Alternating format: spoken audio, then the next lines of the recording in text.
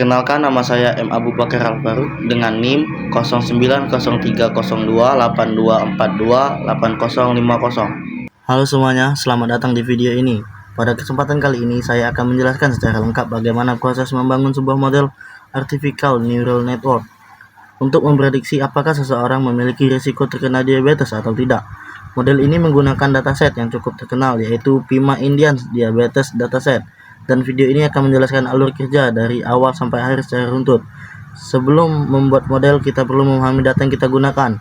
Dataset ini berisi 768 data pasien dengan 8 fitur atau kolom input, yaitu pregnancies atau adalah jumlah kehamilan, glukosa, kadar gula darah, blood pressure, ketebalan kulit, insulin, kadar insulin, BMI, indeks massa tubuh, diabetes predictor function, tingkat faktor keturunan, age, umur pasien, dan sedangkan kolom terakhir bernama outcome dengan isi 0 artinya tidak diabetes, 1 artinya diabetes.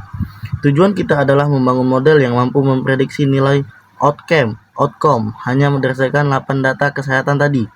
Pada tahap awal coding, kita mengimpor beberapa library, memisahkan data menjadi X berisi fitur, Y berisi label atau outcome. Melakukan trend test split.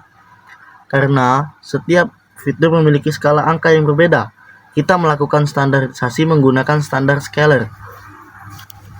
Standarisasi membuat semua fitur berada dalam rentang nilai yang mirip, sehingga model lebih mudah belajar dan menghasilkan akurasi yang lebih stabil. Tahap berikutnya, membangun model arsitektur neural network. Arsitektur yang digunakan cukup sederhana, yaitu input layer dengan 8 neuron, karena 8 fitur input. Hidden layer pertama dengan 16 neuron, dan fungsi aktivasi ReLU. Hidden layer kedua dengan 8 neuron dan aktivasi ReLU. Output layer dengan 1 neuron dan aktivasi sigmoid. Kenapa menggunakan sigmoid? Karena kita ingin output model berupa nilai antara 0 sampai 1 yang kemudian mempresentasikan probabilitas apakah pasien diabetes atau tidak. Model dikompilasi menggunakan optimizer Adam. Bagus untuk mempercepat proses belajar. Lalu ada loss binary cross entropy, cocok untuk kasus klasifikasi 2 kelas. Dan terakhir, metrik akurasi untuk melihat seberapa baik model memprediksi. Setelah itu, kita melatih model menggunakan model fit.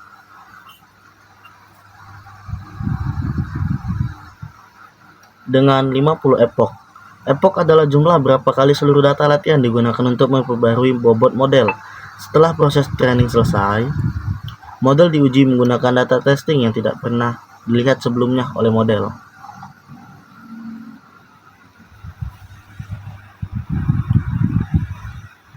Kita menghitung beberapa metrik.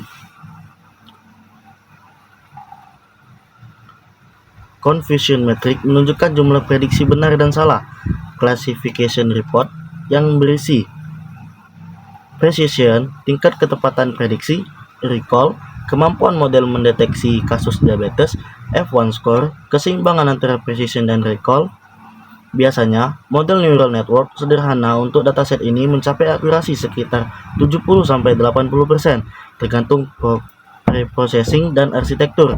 Dengan evaluasi ini, kita dapat mengetahui seberapa baik model mengenali pasien yang benar-benar diabetes, seberapa baik model menghindari prediksi yang salah. Dari seluruh proses ini dapat disimpulkan bahwa artificial neural network mampu mempelajari pola dari data kesehatan yang kompleks. Dengan dataset Pima Indian Diabetes, model bisa memprediksi potensi diabetes berdasarkan 8 fitur utama. Tahapan seperti standarisasi data, pemilihan arsitektur jaringan, dan jumlah epoch sangat mempengaruhi performa model. Meskipun sederhana, model ini cukup efektif dan menjadi contoh yang baik untuk memahami cara kerja artificial neural network dalam binary classification.